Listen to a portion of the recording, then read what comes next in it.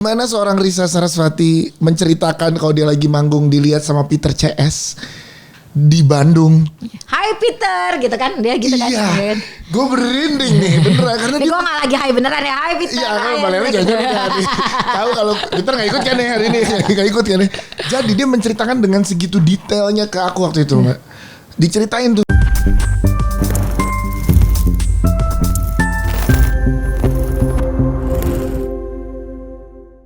Assalamualaikum warahmatullahi wabarakatuh. Kembali di Bersinema Podcast bareng sama Dias Danar. Dan kali ini di rangkaian ini journey kita bersinema untuk film-film Lebaran, tamu pertama yang hadir di sini adalah salah satu line up dari film Lebaran yang hadir. Ada penulis dari film. Assalamualaikum warahmatullahi wabarakatuh. Waalaikumsalam warahmatullahi wabarakatuh. Mbak Lele Laila. Hai Mbak Lele. Apa kabar Dias? Sehat alhamdulillah. Terima kasih sudah main ke seberang epicentrum ini. Oh, pantesan dia tinggal jalan ya kalau premier ya. Deket ya, alhamdulillah jadi deket. Jadi kita Mbak Lele, ini sebelum kita ngobrol panjang tentang film dan juga gimana Mbak Lele gitu. Tapi ada satu hal yang bikin gue tuh punya satu kedekatan bersama dengan Mbak Lele dan almarhum suami. Iya, Dias nih salah satu favorit MC favorit almarhum suami. Iya, jadi makasih sebelumnya. Tapi beneran kedekatannya tuh memang terjadi di momen-momen gala premier ya, Mbak Lele ya. Jadi Mbak Lele selalu bawa almarhum suami saat lagi gala premier dan selalu ada momen ngobrol di preskon. Dan karena dia favorit jadi dia selalu akan menyempatkan diri ngobrolnya kayak wah keren banget. Padahal itu di gue ngerasa thank you-nya adalah makasih banget dan senengnya adalah setiap preskon dia ngomong. Jadi tiap preskon yang ada Mbak Lele, almarhum selalu bilang dan memuji. Gue bilang kan kita udah kenal, udah kayak temen, udah lama cukup. Gue jadi gak enakan gitu. Tapi dan kaget waktu itu mendengar kabar bahwa suami udah berpulang. Turut berduka ya Mbak Lele ya. Terima kasih banyak. Semoga insya Allah sih jadi hal yang baik dan jadi sesuatu yang baik untuk suamiku. Iya ini ya, sampai berikan kan ini ya satu keinginan. Dan kalau kita sebagai suami kan pengen ada di momen-momen terpenting istri. Dan gala premier dan film adalah momen-momen terpentingnya Mbak Lele kan. Dan dia selalu ada mendampingi. Always kayak gak pernah jauh lagi. Iya. Bahkan selalu ada di belakang gitu. Gue gak mau romantisasi duka sebenarnya. Tapi gimana sih, gue pengen tahu Mbak Lele sosok almarhum kan ini banget gitu, nemenin lo terus ada di gala premier. Kayaknya entah berapa banyak gala premier kali ya. Kayak bahkan dia saja kayak nggak kehitung berapa banyak gala premier gua sama dia sih. Ya kan jadi kayak entah berapa banyak gala premier. Jadi kayak ada selalu ada di samping dan dengan kayak ya udah dengan kan kita tuh beda dunia ya. Maksudnya almarhum suamiku dokter, terus aku dokter olahraga, terus aku penulis gitu. Jadi kayak di antara beda dunia itu dia mencoba untuk masuk ke dunia film kan bukan sesuatu yang mudah dan dia akhirnya tuh menangkap hal-hal detail yang kadang-kadang nggak ditangkap sama kita gitu. Seperti bahkan sesederhana menurut dia cara Dias memenggal kalimat. Sumpah ini tuh dia selalu ngomong tuh lihat tuh. Misalnya kita datang ke premier yang MC-nya bukan Dias. Dia akan ngomong lihat tuh MC yang ini tuh menggal kalimatnya beda sama Dias. Terus habis itu kayak nada suaranya di titik ini tuh memang harusnya tuh judul tuh dinaikin suaranya kayak Dias gitu. Jadi kayak hal-hal yang kadang-kadang tuh nggak terpikir sama aku gitu. Nah makanya kayak aku berasa kehilangan otak kananku gitu loh. Kayak another brand yang buat berpikir untuk hal-hal yang kadang-kadang misalnya bukan cuma lagi premier, lagi bikin cerita dan lain-lain gitu. Kayak sesuatu yang ini banget sih apa namanya, cukup kehilangan sekali, sangat bukan cukup ya, sangat kehilangan sekali. Sampai sekarang juga tiap hari masih kangen. Tapi kayak perjalanan dan perjuangan dia sampai akhirnya hari kemarin meninggal tuh bikin aku mikir bahwa oh ini udah takdir terbaik, skenario terbaik dari Allah gitu. Jadi tetap harus semangat. Dan salah satu hal yang paling sedih, fun fact-nya adalah suamiku tuh nggak pernah ada di timeline Danurku. Jadi kayak kita baru ketemu tahun 2020. Danur terakhir kita baru ketemu 2021. Danur terakhir itu 2019 ya. Danur 3 tuh terakhir 2019. Dan sekarang pas Danur mau tayang terus dia nggak pernah lihat Danur, jadinya nggak pernah dari timeline Danur aku. Jadi kayak hal yang paling sedih kayak dia nggak ada di timeline Danurku sama sekali gitu. Padahal secara karir penulisan Danur kan suksesnya luar biasa dan juga itu yang pertama kali membuat aku jadi yang dinobatkan Balele Laila adalah penulis horor Indonesia yang paling hits gitu kan. Masya Allah. Iya, jadi nggak cuma secara dukungan keberadaan almarhum ya, tapi juga secara dukungan kreatif. Jadi gimana tuh Mbak Lele? Karena kan biasanya butuh sudut pandang dari luar industri kita supaya melihatnya secara fair sih, kan. Maksudnya selama ini tuh sering kayak, oh aku punya cerita kayak gini. Tapi dia kemudian bercerita kayak gini dan dia tuh bahkan rajin banget. Jadi saking seringnya dia nonton film, jadi dia tuh jadi rajin untuk nge-review film juga. Nah, sebenarnya semua tuh berawal dari ini aja ya, fun fact kecil aja. Jadi berawal dari kan sebagai filmmaker pasti adalah yang kadang-kadang suka dan gak suka sama karya kita gitu kan. Terus di Twitter gitu, dia suka menemukan misalnya kayak Lele Laila lagi atau misalnya Lele Laila nih ya kan.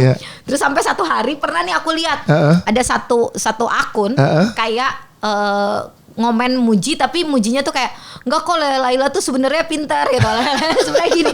Terus aku kan kayak curiga ya, akun apa ini? Iya, kan udah ada fansnya. Iya gitu. Padahal aku tidak pernah punya fans gitu dan tidak punya fans club atau kayak sebenarnya gue bukan orang yang kayak mudah punya fans gitu kan. Akun apa ini? Terus kok gue kenal bahasa terus gue buka lah siapa namanya sih akun itu. Pas aku buka profil pic-nya tuh aku pernah lihat di iPad aku, jadi di galeri iPad. Oke. Terus aku langsung gini, sayang sini duduk sini. Ini kamu bikin akun buat belain aku, nggak usah jadi buzzer Lele. Wow. Kayak itu tuh kayak lo mau marah.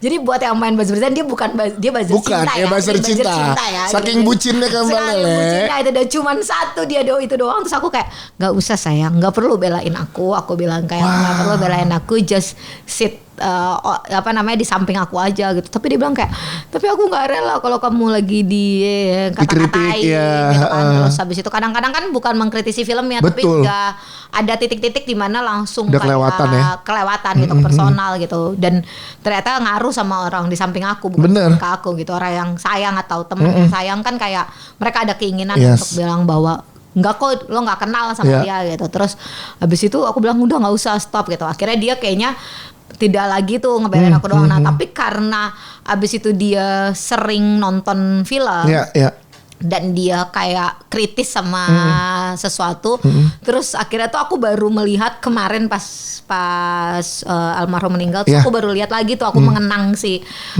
kontennya tuh, ternyata dia suka nge-review film-film Indonesia. Dan bahkan sering ada kayak konten kreator lain tuh nge-screen cap statementnya dia untuk kayak, nih loh ada orang yang bilang kayak gini, padahal itu buat film lain ya, bukan buat filmku ya. Jadi buat film lain itu. Dan dikutip ya. Karena pernah ada dia komen, pokoknya ada satu postingan dia tuh kayak wah hits banget lah tentang film A gitu. Tentang film A gitu. Dan itu bukan film aku gitu.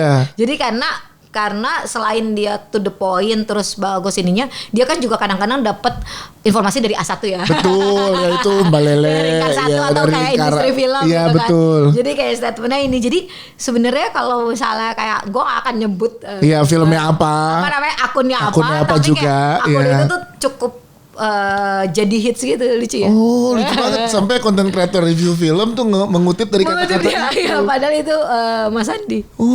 Ya ampun. Jadi emang sudut pandang, makanya sudut pandang orang yang di luar industri tuh kadang butuh banget. Kita butuh banget sih, menilainya objektif gitu. Dan itu hal yang lucu yang makanya kenapa kayak sekarang tuh cukup kehilangan dengan kehilangan sekali sih sebenarnya. Cuman ya aku tahu bahwa pasti ada ada alasan kenapa aku harus bertemu sama dia. Dan suatu hari akan aku ceritakan lebih lengkap lagi cerita aku sama Mas Andi, karena ada banyak yang bisa dipelajarin dari ceritaku sama Mas Andi, perjuangannya beliau gitu. Jadi suatu hari ketika sudah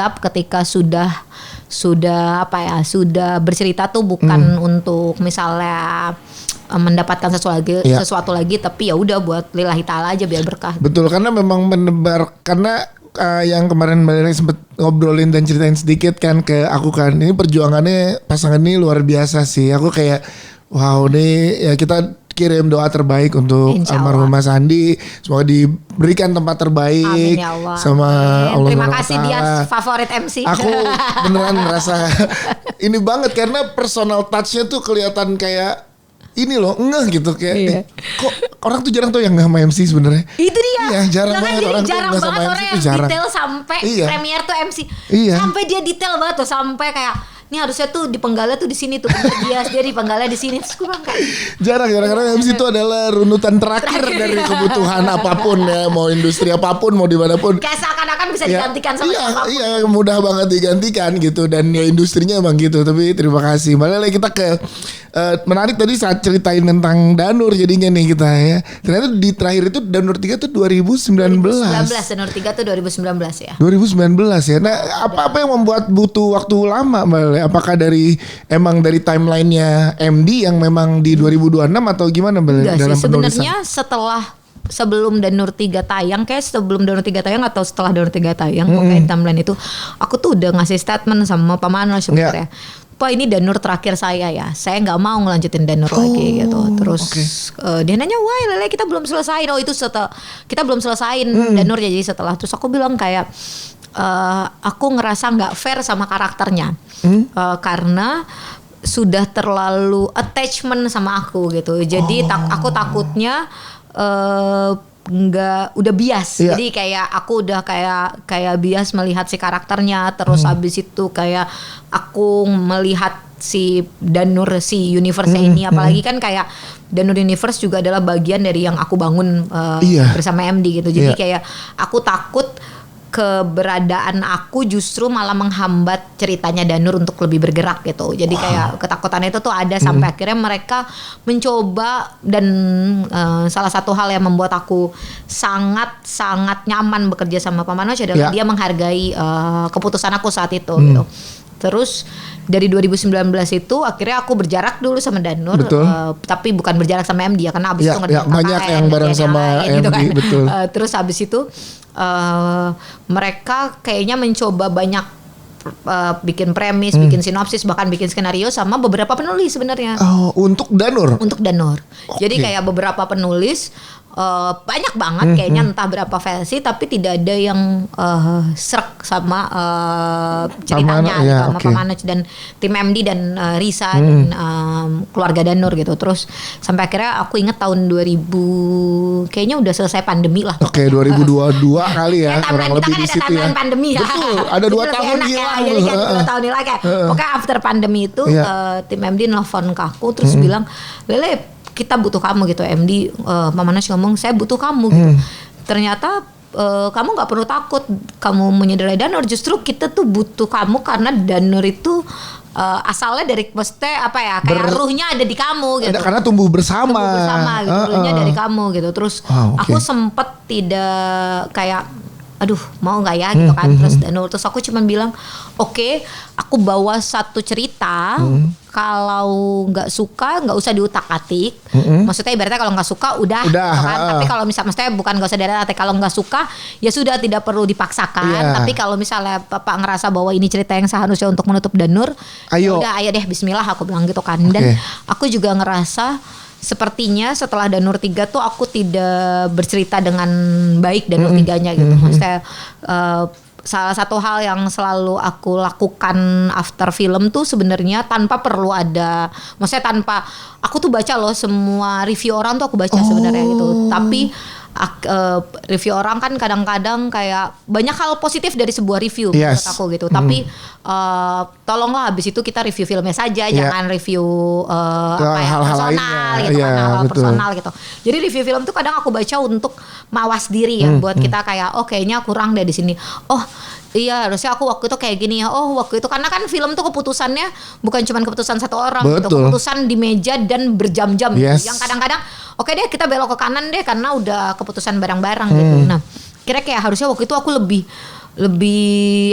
kekeh ya buat bagian ini gitu misalnya. Jadi aku akhirnya bilang sama Manes, oke deh Pak kita belajar untuk aku coba belajar untuk bikin ini jadi lebih baik, menutup jadi lebih baik gitu. Semoga sih jadi lebih baik insya Allah. Tapi kalau ada kekurangan ya mohon maaf lahir batin ya guys. Berarti sebelum lebaran nih mohon maaf lahir batin.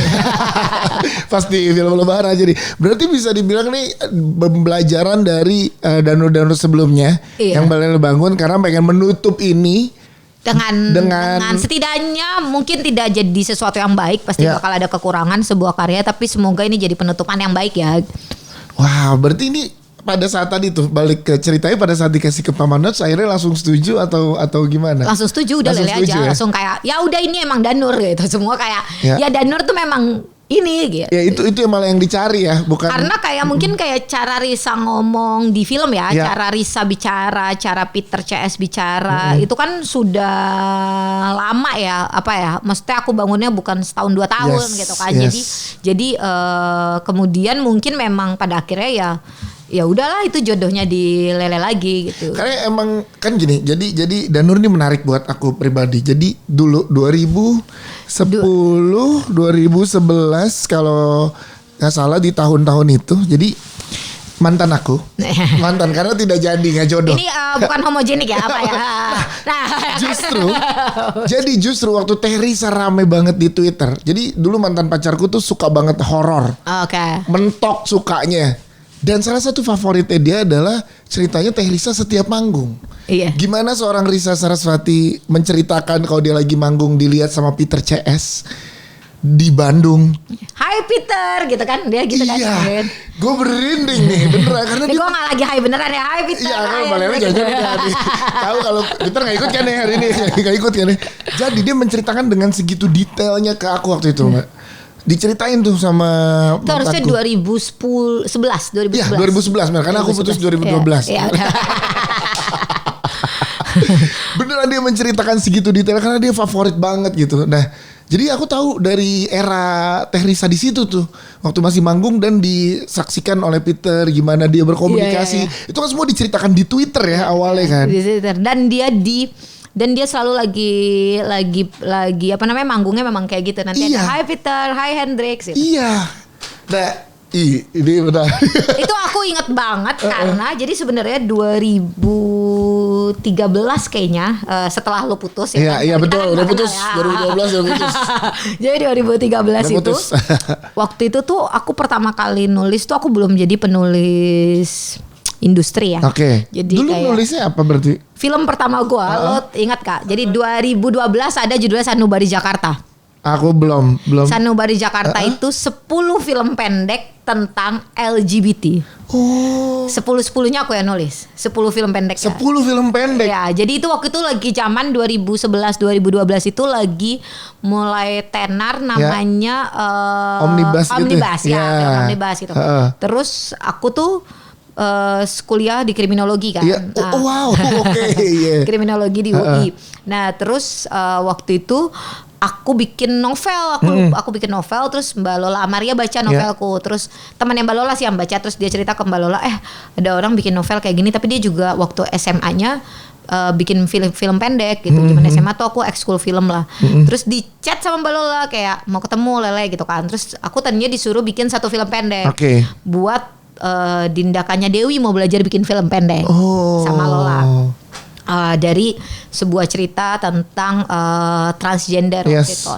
Nah terus habis itu aku bikin ceritanya, terus Mbak Lola tiba-tiba karena itu lagi zaman Omnibus, tiba-tiba dia ketemu sama aku lagi, Lele mau nggak kita bikin film panjang 10 gitu. Jadi bukan bikin cuma 1 buat Dinda, tapi 10. buat 10 film gitu kan, sama sutradara-sutradara lainnya gitu. Tapi Lele semua yang nulis gitu. Wow, oke. Waktu itu tuh umur gue masih 19 tahun apa 20 tahun gitu. Masih kuliah berarti kan? Iya masih kuliah. Masih semester 3 atau semester 4 gitu di kriminologi. Terus kayak gak mungkin gue ngajain dong. Kayak gue gak nanya. Bahkan kayak apa itu budget bodo amat. Ini kesempatan. Ini kesempatan kita masih bisa ngutang makan di kantin UI. Jadi kayak ya udah lah mikir gitu kan. Di Takor masih bisa ngutang gitu. Jadi kayak Taman Korea. Taman Korea di Visip kan bisa ngutang gitu. Habis itu kayak yaudah Mbak Lola mau aku semua gitu.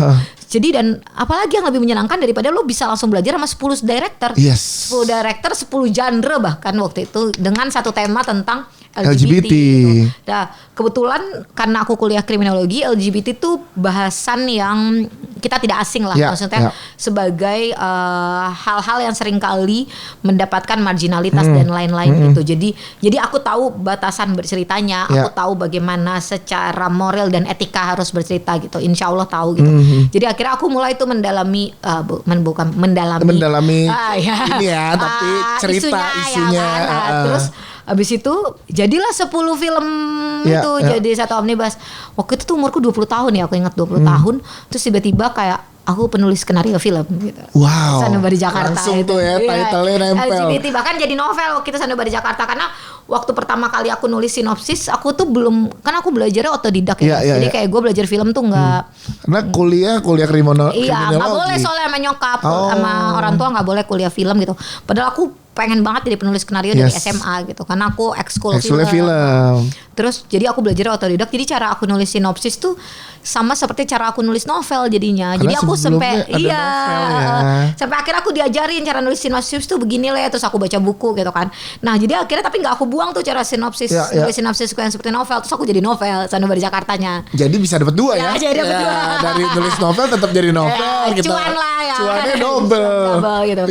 Terus jadi akhirnya aku tuh film LGBT, dan lo penulis pertama lo nulis skenario LGBT, nggak mungkin lo bisa jadi penulis di industri yang apa ya, yang yang menghidupi ya.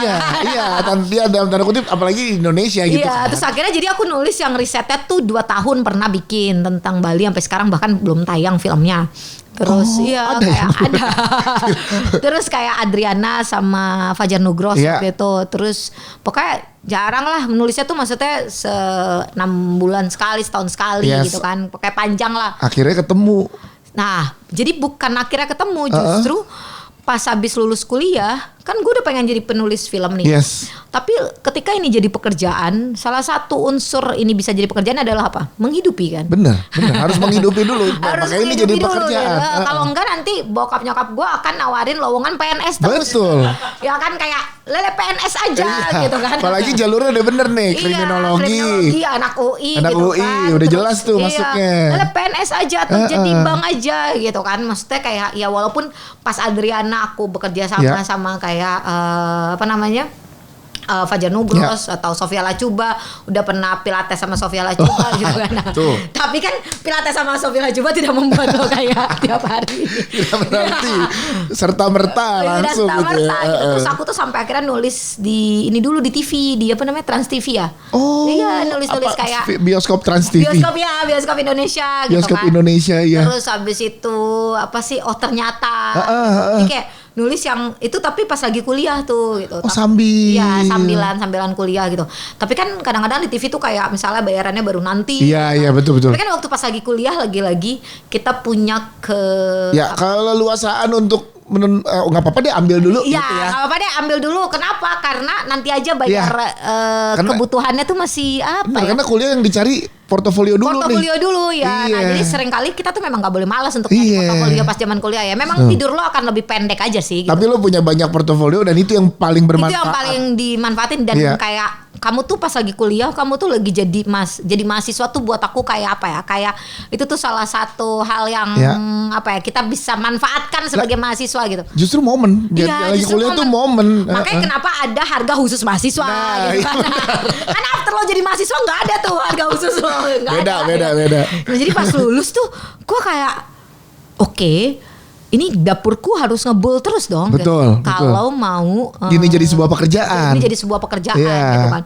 Jangan sampai membuat kita merasa ini tidak bisa menghidupi kita gitu. Terus akhirnya aku tuh sampai ngomong sama, waktu itu dia suka membantu manajerin aku pas lagi nulis di apa Trans TV dan lain-lain ya gitu kan. Aku bilang sama Mas Pidi namanya, bukan Pidi baik. Bukan beda nih ya. Bukan Pidi baik, dia agak Pidi yang tidak terlalu baik. Terus abis itu aku bilang sama dia aku mau riset tentang film laris. Terus aku datang ke pokoknya aku riset tentang film laris karena aku waktu di kriminologi itu salah satu pelajaran yang gue paling bagus. Ini gue bukan pamer ya. Ini ngasih ini aja informasi. Ya karena bisa juga kalian cek ke dosen saya paling jago di situ. Itu adalah di apa mata kuliah apa? Quantitative research. Wah, jadi gue suka banget sama SPSS. Nah kalau nggak salah SPSS tuh itu SPSS itu adalah sistem statistik ya kan? Statistik ya, aku buat suka banget sama statistik gitu. Yang saya waktu skripsi pakai joki tuh. Buat SPSS. Gua ngerjain sendiri ya SPSS. Aku suka banget sama statistik waktu itu gitu. Nah, terus? Dan salah satu hal yang kayak aku sempet, pokoknya kalau kamu ibaratnya gini, kalau kamu di film ini tidak menghidupi, kita mau jadiin kayak kamu S2 statistik deh gitu. Jadi pilihan gue tuh kayak S2 statistik atau lo tetap di film gitu. Tapi gue cinta banget sama film gitu. Udah di persimpangan berarti itu. Iya, jadi kayak gue suka banget sama film gitu dan bercerita gitu. Akhirnya kayak justru statistik ini membantu aku untuk bikin research tentang pola film laris. Pakai quantitative research waktu itu, pakai analisa konten. Jadi aku minta sama manajerku waktu itu jangan kasih aku kerjaan dulu, aku mau off nulis. Ya, off nulis. Itu 2 bulan aku cuma nontonin 50 apa 60 film laris waktu itu. Yang sudah apa yang upcoming ya tuh di momen itu. Yang kayak yang misalnya udah ada di apa namanya? Sorry banget ya, waktu itu kan belum ada Netflix ya. Betul, jadi waktu itu DVD. Ya, ada Blu-ray. Ada Blu-ray. Terus ada juga yang tidak pada seharusnya tempat kita nonton. Yang beli di Ratu Plaza ya. Maaf ya kan. Karena saya nyari sebenarnya gitu. Saya mencoba buat nyari karena kita nggak bisa. Jadi kalau mengukur pola itu nggak boleh maju, nggak bisa maju. Mengukur pola tuh mundur, harus mundur. Apa yang dilakukan film A, film B, film C sehingga dapat segitu? Itu tuh aku sempat datangin ada satu dosen. Jadi aku pelajarin cara dia ngomongin soal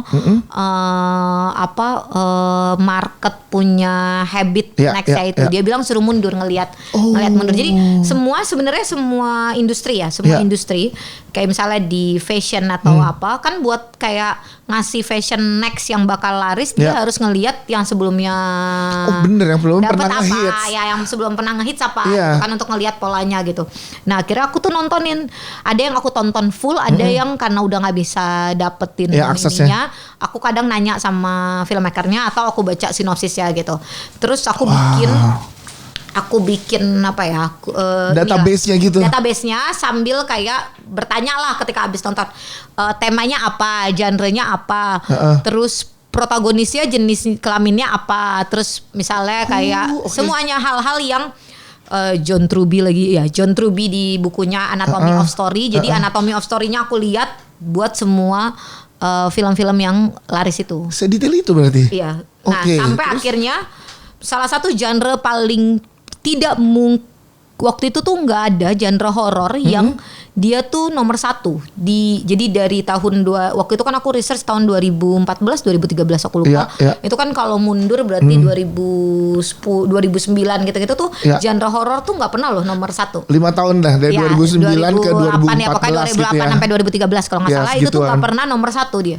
Jadi genre horor tuh selalu nomor 5 bahkan atau nomor 7 karena kita belum pernah ada film horor yang 2 juta waktu itu atau kayak paling gede tuh apa ya aku lupa ya The Doll atau apa ya pokoknya 1,2 atau 1,5 gitu aku lupa. Sedangkan di 2012 ada kayak 5 cm udah 4 juta gitu atau kan. Ada ayat-ayat cinta gitu. Jadi kayak pasti banyak religi terus banyak banyak religi. Nah, tapi sampai akhirnya ketemu kan kalau kita riset tuh kita pakai SPSS kita bisa ketemu persimpangan gitu. Masih inget loh Mbak Lele.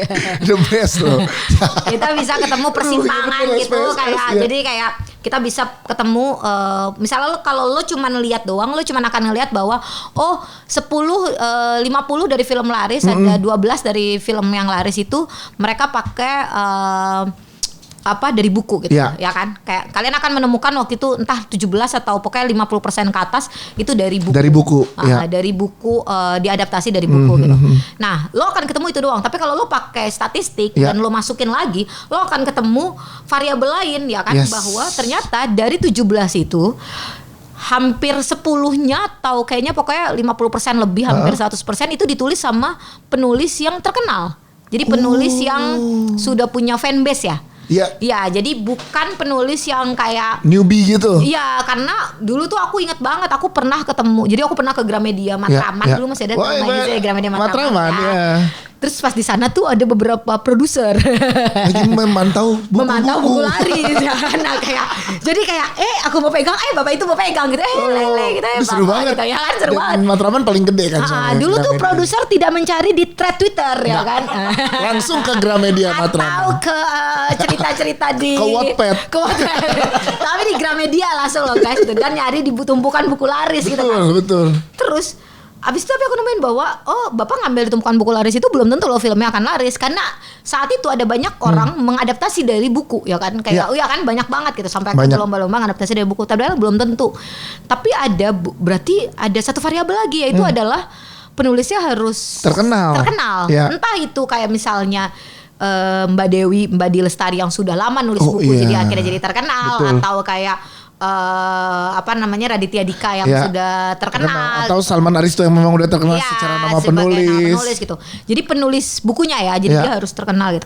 Nah terus akhirnya aku, dan horor itu waktu itu belum nomor 1 kan, nomor 1-nya itu drama dan banyak waktu itu point of view protagonis perempuan dan lain-lain gitu. Kenapa horor sih nggak nomor 1 sih gitu? Karena waktu itu kan horor lagi banyak yang esek-esek dan lain-lain. Iya, di momen itu ya banyak yang kayak gitu. Tapi ternyata nggak jalan gitu kan. Terus aku akhirnya kita selesaikan variabel pertama dulu. Kalau kita mau ngambil dari buku dan dia penulis terkenal, kita harus ngambil dari buku apa? Karena novelaris horor tuh waktu itu belum banyak. Dan waktu itu Danur belum jadi novelaris. Belum. Baru berapa kali cetakan gitu. Iya. Terus tapi aku tahu Risa tuh terkenal. Bener. Seperti yang kamu bilang. 2011 mantan pacarnya dia itu udah tahu Risa. Banget. Karena Risa tuh dari ini ya homogenik ya kan, dari homogenik dari ini gitu. Terus yang gue lakuin bukan ke Gramedia dulu. Tapi gue datang ke semua konser Risa. Dan Risa masih sering manggungnya Bandung kan? Jadi aku datang ke Dagoti House, aku ingat banget. Iya, Dagoti House. Hai Peter, hai ini gitu kan. Jadi aku datang ke sana. Terus kalau kita belajar kuantitatif research, salah satunya adalah bahwa kita bilangnya objek ini pelakunya ini lah ya kan, atau kayak aku lupa ya nama ininya, maaf ya guys ya. Ya udah belajar ya kan.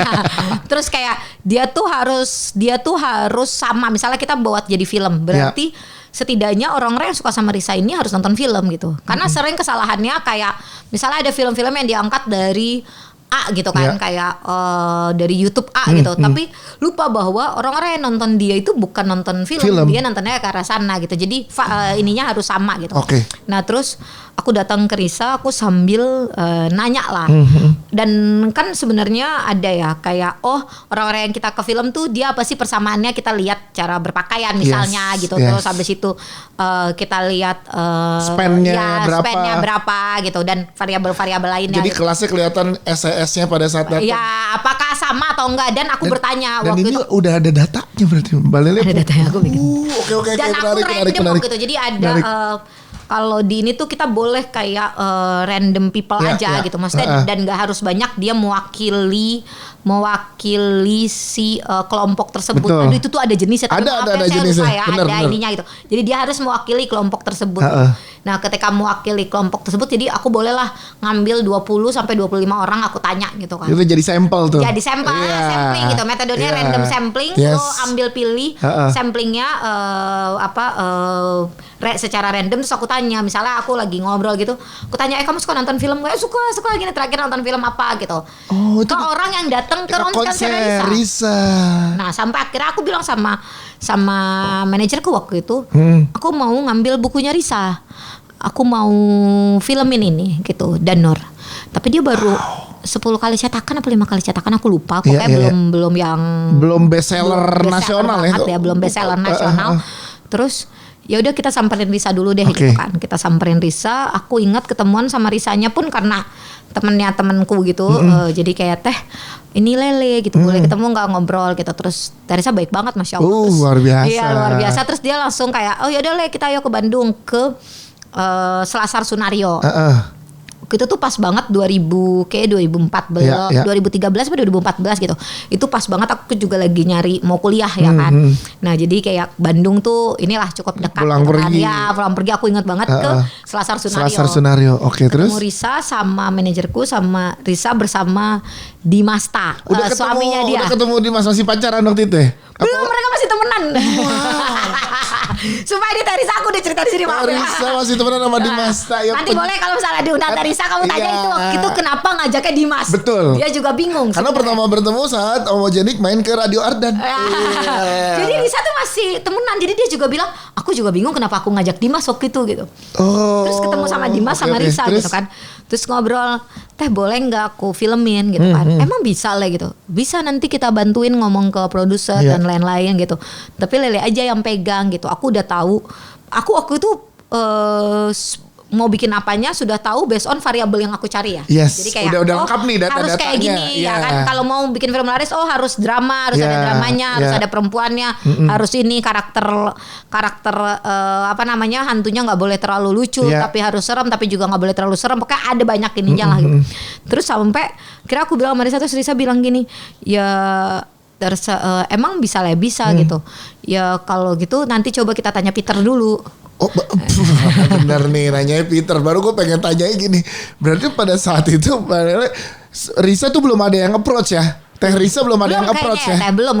Maka karena kan dia nanyanya emang bisa. Bisa ya kan? Emang kayak gimana caranya gitu. Pokoknya itu. Dan kita kayak iya pokoknya tanya Peter dulu gitu. Ya terus, Peter CS sebenarnya Peter ditanya. Terus tanya Peter dulu. Terus aku pokoknya abis itu aku inget udah waktunya sholat ya kan. Udah waktunya sholat. Terus aku lo pernah ke Selasar Sunario gak sih? Belum, lupa kayak Selasar Sunario pernah mampir deh. Tempat sholatnya tuh serem banget ke bawah gitu ya kan. Terus aku kayak udah aku sholat aja. Terus aku pas sholat gitu lama aku bilang kayak ya Allah ini kalau misalnya apa namanya jodoh please dong gitu kan dibantuin gitu kan.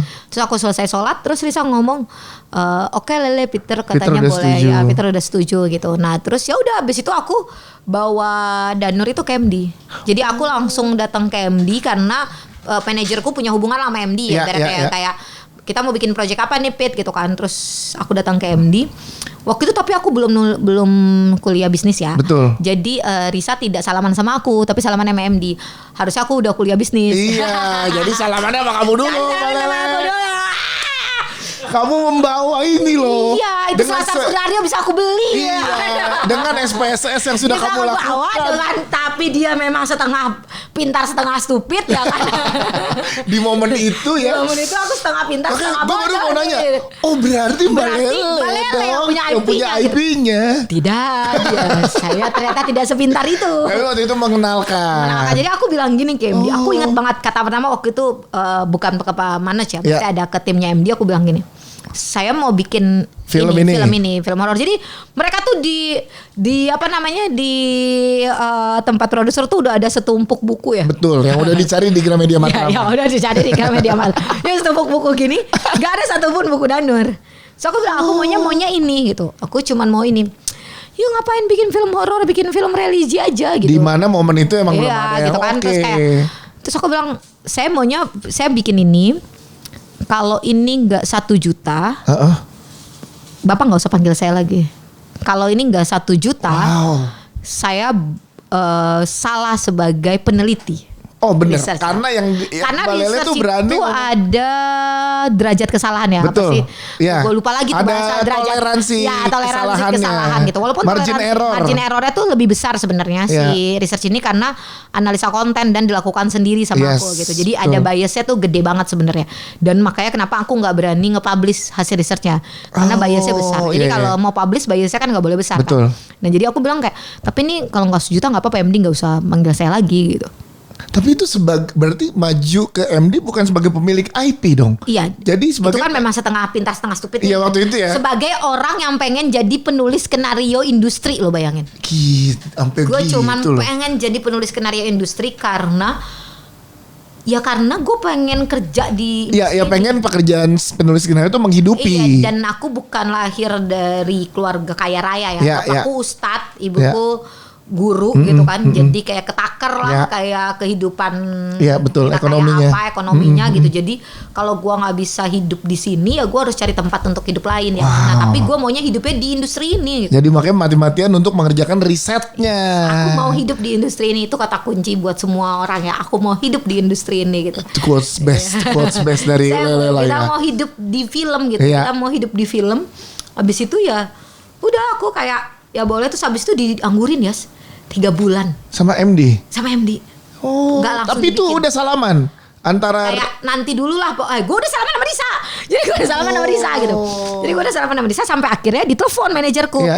Mau dilanjutin nih Danur gitu kan. Katanya Risa juga udah oke. Iya, Risa memang udah oke gitu. Tapi sama si penulis A ya gitu. Loh, ini kan proyek Lele, tapi kan Lele nggak pernah bikin horor gitu. Oh iya benar. Karena jadi kayak sama si penulis A ya, that's industry. Iya, industri works jadi tuh kayak gitu. salah satu hal yang itu tuh kayak, tapi Lele kan nggak pernah bikin horor. Tapi ini proyek Lele katanya manajerku, dia yang bawa, dia yang ini gitu. Pasti dia kesempatan buat nulis itu, dan saya nggak bisa. Dan Risa juga ngomong, saya cuma mau nulis sama orang yang kemarin ketemu sama saya. Gitu. Ya itu Mbak Lele, nyamperin ke gitu. Dagoti House. Semuanya itu ke Selasar Sunario. Sunario terus juga. habis itu dia bilang kayak, ya pokoknya maunya sama anak itu. Gitu. Akhirnya ya udah aku yang nulis. Waktu itu tuh sempet kayak aku punya 2 versi sutradara lain selain Awi loh. Jadi tadinya bukan Awi. Oh iya. Iya, tadinya bukan Awi. Wow. Jadi tadinya tuh bukan Awi. Aku tapi aku tetap kekeh pokoknya ini harus aku yang pegang gitu, karena pertaruhannya bukan cuman penulis skenario ya, tapi kayak hasil research gue bener gak ada ya kan gitu. Terus dan udah terlanjur bilang kalau nggak sejuta nggak usah panggil saya lagi gitu. Terus kayak tak kenapa gue pede banget gitu kan. Terus kayak padahal kayak itu kan sejuta tuh urusan Allah ya, tapi kan tetap aja gitu karena kita research gitu. Jadi abis itu pokoknya sempat ke sutradara A, sutradara B sampai akhirnya jodohnya di Awi, terus ketemu Mas Awi, terus aku kasih tahu. Jadi novel Danur tuh ceritanya tuh pendek-pendek. Jadi nggak ada satu cerita tentang yang kayak sekarang kayak asih doang gitu, enggak gitu. Tapi aku yang milih bahwa ini harus asih, ini harus ininya segini, ini harus ini. Based on si variabel di research.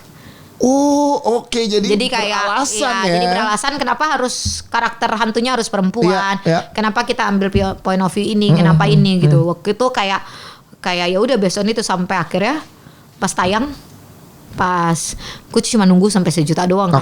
Sejuta nggak nih ya kan. Terus udah sempet kayak takut itu, tapi hari pertama tuh langsung kenceng ya kan. Hari kedua makin kenceng, hari keberapa Jokowi nonton. Udah lagi hits-hitsnya. Ada Jokowi nonton, ada momen Jokowi nonton lah ya.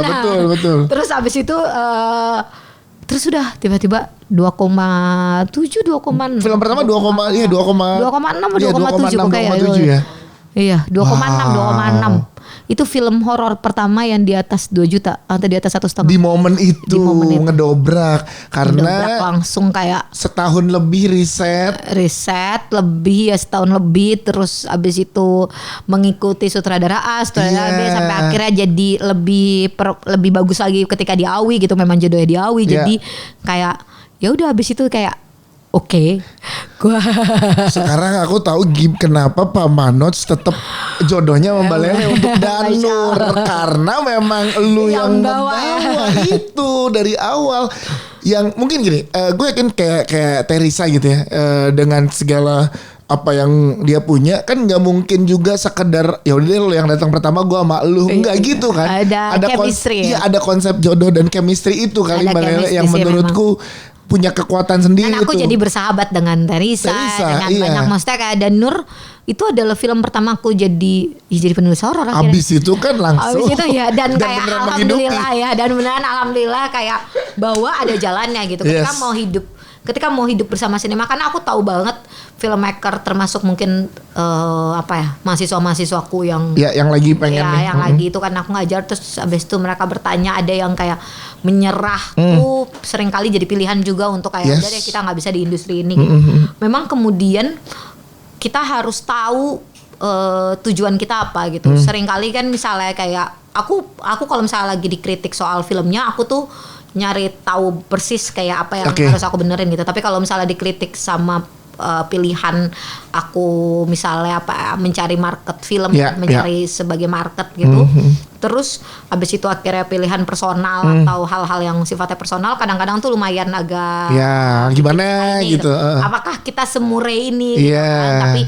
Tapi lagi-lagi tuh aku mikir ada banyak keputusan-keputusan misalnya keputusan finansial yang memang based on-nya hal-hal yang orang lain juga nggak perlu tahu kenapa kita butuh untuk hidup di sinema gitu. Jadi kayak mohon maaf guys kalau aku nulis film sering-sering karena nggak apa-apa dong, di industri works kan seperti itu malah. Karena memang kayak pada akhirnya dan makanya kenapa aku S2-nya bisnis marketing. Nah, pertanyaannya adalah gini, malah aku lebih menariknya setelah tahu pada saat Danur dan segala, kan emang belum common ya skema industri pada saat itu ya. Kalau sekarang kan skema industri film tuh udah terbuka di mana-mana kan. Ada sosial media membuat kalian tahu. Tahu gimana sih, bahkan semua orang bisa menghitung penghasilan sebuah PH dalam setahun gitu ya kan. Film A berapa juta, berapa miliar sih gitu kan. Kacau ya, kayak aku kayak kaget loh. Wow, sekarang semua sangat kayak bisa telanjang Nah itu kan apa yang udah Mbak Lele lakukan pada saat itu. Pernah kepikiran untuk jadi gue gak hanya jadi penulis deh, berarti ada potensi untuk jadi I don't know kayak produser atau kreatif produser gitu Mbak Lele. Sebenarnya waktu pas Danur 2,6 tuh memang aku bahkan tidak menyesali keputusan, tidak ada waktu itu menyesali keputusan bahwa aku tidak salaman sama Risa gitu, karena lagi-lagi aku tuh cukup aku tahu waktu itu tujuan aku adalah mau jadi penulis industri gitu kan. Dan aku memang pengen sekali jadi penulis gitu. Jadi penulis yang sering nulis gitu. Kenapa harus aku sering nulis? Ya karena aku harus jadi penulis yang bisa menghidupi keluargaku juga ya kan. Maksudnya pekerjaan ini bisa menghidupi sekitarku lah. Bukan cuma diriku tapi sekitarku dan bisa menghidupi diriku gitu. Nah jadi kayak abis itu tujuan aku memang jadi penulis gitu.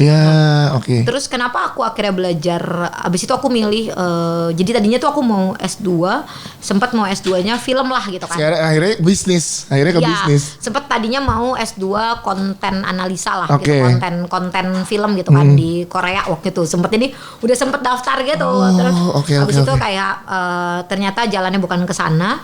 Habis itu akhirnya ketemu sama temen seniman di ITB gitu kan, terus kita sering ngobrol, terus aku bilang aku ngobrol ini nih kayak ya udah di MBA ITB kan di SBM.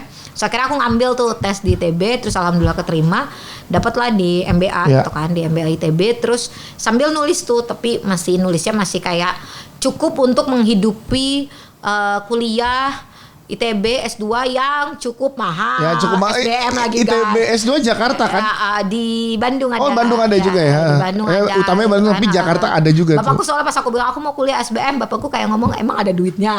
Lu bilang sendiri deh gitu. Aku bilang akan ada terus. Dari mana duitnya? Dari Allah ya kan. Betul, itu paling benar. Terus kayak gimana caranya biar kita usaha lah gitu kan. Terus jadi kayak cuman buat itu tadinya ya. Jadi kayak cuman buat itu sama belajar bisnis itu. Terus? Sampai sebenarnya kuliah bisnis itu membuat aku jadi belajar marketing. Nah, jadi kan kuliah bisnis habis itu aku entrepreneurship, terus aku milih jalurnya marketing. Betul. Nah, jadi kayak market, terus habis itu bagaimana cara research market yang benar, terus membenarkan cara research marketku yang sebelumnya. Yang Danur itu, terus kayak ngulik lagi sebenarnya market tuh maunya apa, scope market kayak gini, terus cara baca market, cara baca digital marketing, cara ini tuh semuanya aku pelajarin di ITB itu. Sambil aku berbisnis lah gitu, karena kan harus bisnis kan. Betul. Bisnis gue tuh aneh banget dari bisnis kopi gue pernah sebelum waktu itu yang hits cuma tuku. Gue bisnis kopi di dalam ITB, tapi pokoknya patungan sama teman-teman MBA. Mereka kaya lah ya, patungan gampang gitu kan. Kalau gue kan patungan kayak Pidi udah ada job yang masuk belum? Udah salaman udah belum? Ada transferan belum? Ada yang bisa dikirim dulu kan nih? Termin 1 udah turun belum Pit gitu. Terus buat apa sih gitu? Buat bisnis gitu kan. Termin 1 besok lah, tapi draft 3 kirim dulu kali. Jadi kayak abis itu bisnis kopi ya kan. Terus jatuh. Terus gue sampai pernah bisnis galeri seni. Jadi gue di Bandung pernah punya galeri. Keren. Galeri lukisan. Ini padahal saya ini cuma anak ustad. Ngapain itu kan galeri itu susah Lele. Susah ya. Itu bisnis orang kaya gitu kan. Niche marketnya. Niche market banget. Jadi gue jual beli lukisan gitu. Gokil. Jadi gue pernah punya galeri lukisan sama teman-teman seniman di Terus di atasnya tuh coworking space. Waktu itu baru mulai lahir. Ya tapi kan dalam momen belajar itu ya. Kayaknya termin berapanya apa ya film apalah. Pokoknya gue inget tuh pas patungan itu termin tertentu lah. Ada judul-judul film di semua usahanya Mbak Lele. Bleeding lagi berdarah, tutup gitu kan. Terus sampai yang akhirnya hits adalah yang akhirnya jalan waktu itu. Setelah itu sampai aku pernah jadi manajer Fluxtube. Oh iya. Gue pernah jadi manajer Fluxtube. Yang rame kan. Jadi produsernya Fluxtube aku pernah loh. Oh iya. Buat bikin. Yang Arya Wiguna waktu itu. Momennya Mbak Lele. Demi Tuhan. Kasur mana kasur? Aneh banget ya. Oh itu lucu banget. Lucu banget ya. Tapi jaman... kayak jadi Fluxtube tuh waktu itu aku ngefans banget sama Fluxtube. Terus habis itu waktu itu dia butuh jadi produser lah. Walaupun kita tidak terlalu berjodoh dan tidak ini, tapi kayak nggak panjang lah ya. Banyak dari Fluxtube gitu tapi kan. Oh pernah ada di momen itu. Iya pernah ada di momen itu. Terus habis itu sampai akhirnya tuh salah satu bisnis yang jalan dan cukup menghidupi berbarengan sama film sama itu nulis. Sama nulis adalah, dan waktu itu aku belajar untuk bisnis tanpa ada terlalu banyak modalnya gitu. Bahkan modalnya cuma gunting sama kemampuan kita. Itu adalah bisnis wedding decor. Keren, Lele Laila, punya Nona Manis namanya. Decoration by Lele Laila. Jadi gue sambil nulis, jadi gue kalau nulis horor itu kayak wah kan kayak jadi penulis ini horor. Banget, Tapi gue kalau ketemu orang-orang yang mau kawin gue kayak apa kabar Mbak gitu. Kayak pernikahannya mau seperti apa gitu. Padahal sebelumnya habis bunuh-bunuhan. Habis bunuh-bunuhan terus kayak jadi Nona Manis gitu. Sampai pandemi itu sampai kayak punya kantor, punya apa. Iya, sampai kita sampai jadi cukup hits di Bandung, sampai akhirnya kayak ke hitsan kita di Bandung kayak Nona Manis nih udah tahu gitu. Terus kita kayak Bandung kurang menanteng nih gitu kan, bisnis di Bandung. Kemana lagi akhirnya gitu, ke Jakarta, invasi ke Jakarta. Iya, buka di Jakarta. Dan itu sambil paralel dengan menulis ya. Iya, menulis. Dan berarti Danur kan jalan terus tapi kan tuh. Jalan terus. Wow. Nulis aku sambil kayak menyelesaikan S2 dan si Nona Manis ini. Ini gimana Mbak Lele untuk yang nulis itu kan banyak bisnis yang dijalanin S2 butuh misalkan gue butuh kayak sekarang gitu ya, gue butuh 3 hari ya dalam nulis, gue nggak mau diganggu sama wedding dulu sama kuliah dulu. Enggak atau sih. Gimana dalam metode seorang Lele Laila menulis, karena berbarengan itu susah-susah loh. Sebenarnya metodeku tuh adalah memanfaatkan 24 jam hidup kita sih. Kan cuman 24 jam banyak banget yang dikerjain kayaknya itu. Tapi 24 jam tuh banyak loh. Coba lo pikirin. Lo bisa gak ngomong 24 jam? Gak bisa. Iya. Kalau kecuali ada yang bayar ya. Bahkan kita aja dari 24 jam disuruh sholat cuma 5 kali loh. Oh iya ya. Diminta sholat cuma 5 kali. Iya, dari 24 jam loh. Iya. Berarti kan kayak masih banyak sebenarnya waktunya. Iya, sebenarnya jadi malu kalau males ya. Iya, jadi kayak 24 jam misalnya pagi, aku tuh biasanya pagi dari jam 6 sampai jam 10 waktu itu kalau di Bandung tuh sampai jam 8 sampai jam 9 itu waktunya aku nulis. Oh, nulis tuh di momen pagi hari itu paling enak. Terus abis itu kuliah. Ya. Terus abis itu misalnya kayak bisnis tuh weddingan. Bisnis entah waktu itu belum wedding tuh, sempat yang bla bla bla itu kan sambil nulis tuh gitu kan malam. Terus abis itu malam teman-teman kalau di Bandung tuh kerjanya kan ngumpul ya. Betul, nongkrong ya kan. Terus kayak abis itu teman-teman kayak suka datang buat nongkrong dan lain-lain. Terus malam tuh kita ngerevisi apa yang kita tulis tadi pagi. Sebenarnya kayak mikir bahwa tadi pagi salah nggak ya gitu, jadi itu malam. Oh jadi diselangi ya, jadi pagi nulis kerjain yang lain malam karena di saat kita habis nulis tuh kita biasanya butuh bergerak untuk mikir kita salah nggak ya gitu. Jadi malamnya langsung dikoreksi. Jadi kayak dikoreksi gitu. Makanya aku kalau misalnya lagi mentok, yang aku lakuin tuh bukan kayak cuman di depan laptop gak ngapa-ngapain, tapi biasanya misalnya habis mentok, terus aku ngajar waktu pas udah nggak ini ya, terus ngajar di UMN kan. Nah ketika aku lagi ngajarin mahasiswa tuh sebenarnya kadang-kadang aku tuh kayak sadar, kok lu tadi malam tadi yang ditulis gitu ya gitu. Nanti malam atau nanti sore aku revisi lagi gitu. Wah, nah berarti di Danur yang last chapter ini nih terakhir, apa yang dilakukan apakah sama dengan yang dilakukan di awal, yaitu dengan melakukan riset yang banyak dulu sih. Nah itu sebenarnya ini sih jadi sesuatu yang kayak kok sekarang beda ya sama sama yang sebelumnya. Iya, sama dulu ya. Karena gitu. Pergerakan industri kan juga beda nih. Iya, pergerakan industri sekarang beda terus kayak kok nggak ada keistimewaan kayak dulu ya, lu bisa ngapain gitu. Sekarang aja aku kayak udah lagi stop ngajar terus nulis terus, aku jadi kayak malah pengen ngajar, jadi kayak aduh aku pengen ngajar lagi ya. Iya karena butuh refresh. Butuh refresh gitu. Makanya kenapa kayak dan ada sih maksudnya kayak pas lagi nulis misalnya nggak apa ya, kadang lo jadinya lari atau misalnya olahraga itu tuh sebenarnya buat kayak kita terus mikir apa yang salah aja sih gitu. Maksudnya kayak Murakami tuh pernah bilang kayak bergerak tuh akan membuat kita mendengarkan hal-hal yang nggak kita dengerin ketika lagi diem. Bagus nih, best quotes. Coba tolong dijadiin quotes. Jadi kayak itu di apa namanya di bukunya Murakami yang yang lari ya. Yang lari. Jadi bergerak itu akan membuat kita mendengarkan hal-hal yang nggak kita dengerin sebenarnya biasanya. Gitu. Gue kan lagi suka lari dan gue nggak suka kalau lagi lari dengerin musik atau podcast. Karena tiba-tiba lo bisa dengerin hal lain yang kayak entah suara lo, entah suara orang lain, ya kan. Kadang ingat masa lalu. Jadi akhirnya nge-review lagi gitu sih. Jadi Danur tuh perjalanan tuh dari situ segitu panjangnya. Jadi makanya ini kan perjalanan panjang dan feeling lu seperti apa Mbak Lele? Ada sedih gak nih jadi beneran kan sebenarnya yang 3 waktu itu Mbak Lele sempat bilang kau ini jadi Danur terakhir gitu kan. Waktu 3 kan kayak enggak ini Danur terakhir. Tapi gitu yang kan. ini kayaknya beneran terakhir karena ini di end kan last udah ada tulisan last chapter ya Pak Manoj ya. Ini udah tulisan last chapter nih Pak Manoj. Jadi kan beneran last chapter. Jadi ada feeling yang gimana Mbak Lele? Gue pengen tahu deh. Ada. Jadi kita tuh tiap lagi press con Danur, aku, Awi, Prilly sama Risa tuh selalu Awi sih sering nangis gitu loh. Oh, karena kayak ya. Karena kita nggak bisa bohong. Danur tuh mengubah hidup kita. Ya setuju. Kayak mengubah hidup Prilly, aku, terus Risa, betul. Bahkan Risa nggak kepikiran tadinya bikin Juna Risa atau bikin film-film yang lain gitu. Terus abis itu kan aku akhirnya juga mengembangkan si Danur Universe itu ASI, terus ASI 2, terus Ivana itu kan waktu itu keputusannya ya barengan sama keputusan aku gitu. Jadi kayak itu tuh merubah hidup kita. Jadi melonya lebih kayak setelah 10 tahun ini kayak Ini anak kita nih. Iya gitu. Terus kayak lo ngomong sama Laila 10 tahun yang lalu meskipun hari itu tidak salaman sama Risa dan aku yang beli novel Risa ya kan. Tapi kayak it's a good thing Lele. Tapi gitu. ini yang udah terjadi takdir yang terbaik itu terbaik gitu. Dan maksudnya kayak aku ngomong bahwa kayak waktu itu keputusan lo untuk lakuin riset. Terus habis itu tuh kayak Tuhan ngasih jalan yang baik dan habis itu keputusan yang baik gitu. Betul, mungkin aja karena kan merelakan setahun lebih untuk riset, ketemu Risa dan lain-lain kan jadi panjangnya ini kan. Jadi panjang tapi habis itu sekarang tuh kita kayak setelah 10 tahun tuh kayak wah kita ngelakuin banyak hal ya gitu. Kayak udah dan alhamdulillah Danur tuh nggak pernah di bawah 2 juta. Iya benar, selalu di atas 2 juta.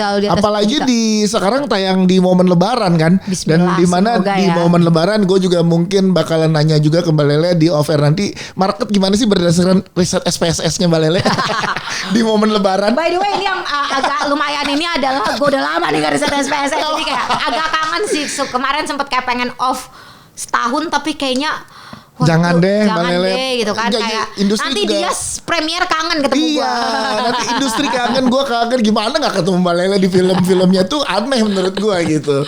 Jadi berarti bisa dibilang ini totalitas dari semua pihak. Dari lu sebagai penulis yang menemukan Danur pertama kali di momen itu. Insya Allah sih jadi totalitas sih ya. Maksudnya kayak pasti ada kekurangannya tapi ini maksimalnya dikeluarkan semua. Mas Awi juga. Ya dan semoga ini jadi niat baik kita buat nutup. Maksudnya kayak menutup dengan cara yang baik gitu. Prilly pun gitu ya. Karena Prilly kan udah sangat in touch banget apalagi dengan Teh Risa gitu. Iya dia udah 10 tahun jadi karakter Risa gitu. Kayak jadi kita juga dan maksudnya aku ketika nutup bahwa ini maksudnya kita nggak menutup kemungkinan ya mungkin ada pikiran-pikiran untuk kayak inian lagi lah gitu kan bentuk dari sebuah Danur gitu maksudnya IP monetize itu kan panjang banget betul. Tapi untuk perjalanan Risa terus abis itu Risa dengan Peter CS terus dengan bentukan yang seperti dibawa dari Danur 1 ini adalah penutupannya gitu, ini adalah last chapternya gitu. Wow. Dan kayak ada hal-hal menarik yang nggak pernah kita buka di chapter sebelumnya dan hanya ada di last chapter ini.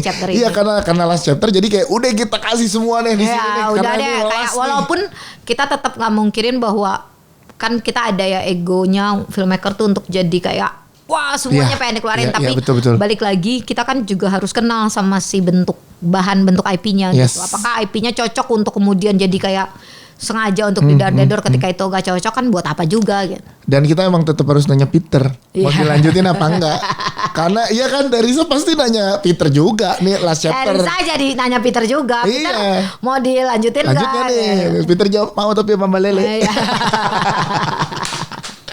Jadi gue gak usah panjang lebar lagi buat teman-teman gimana lo bisa mendapatkan experience yang beda di Danur Last Chapter ini dari Mbak Lele. Karena Mbak Lele tadi menjelaskan dari detik awal ketemu Teresa, dari based on risetnya gimana tumbuh bersama Danurnya kayak apa. Itu jadi poin menarik sih. Tumbuh bersama Danur sih. Tumbuh bersama Danurnya itu tuh. Semuanya tumbuh bareng Danur. Iya, semuanya tumbuh bareng bersama Danur. Jadi thank you Mbak Lele sudah mampir ke Bersinema. Terima kasih banyak dia. Semoga lancar semuanya. Amin, makasih ya. Dan semoga di tiap judul film Mbak Lele kita bisa ngobrol di sini ya. Iya. Tinggal nyebrang. Setelah preskon Mbak Lele mampir dulu yuk. Gitu. Bener ya, tinggal nyebrang soalnya. Kalau lo bilang tinggal nyebrang tuh lo langsung ngomong bahwa rumahku di dekat sana. Nah gitu. Itu kemarin Baba Ringo pas preskon kan dia dari sini juga. Baba Ringo bilang ke teman-teman media. Dia bilang, gue tahu sekarang kenapa dia sering MC film. Karena dia rumahnya di seberang. Gitu. Sekarang semua teman-teman media tahu kalau podcast kita ada di seberang. Terima kasih banyak dia. Siap. Terima kasih banyak. Jadi jangan lupa buat teman-teman Mbak Lele yang ingetin deh untuk momen lebaran nonton film Danur silakan. Oke teman-teman semuanya jangan lupa nonton film Danur di Lebaran, di Hari Raya. Kita Lebaran bersama Danur, Lebaran bersama Peter CS karena ini terakhir kalinya Peter CS dan Risa akan menemani kalian. Dadah, terima kasih. Assalamualaikum warahmatullahi wabarakatuh. Assalamualaikum warahmatullahi wabarakatuh.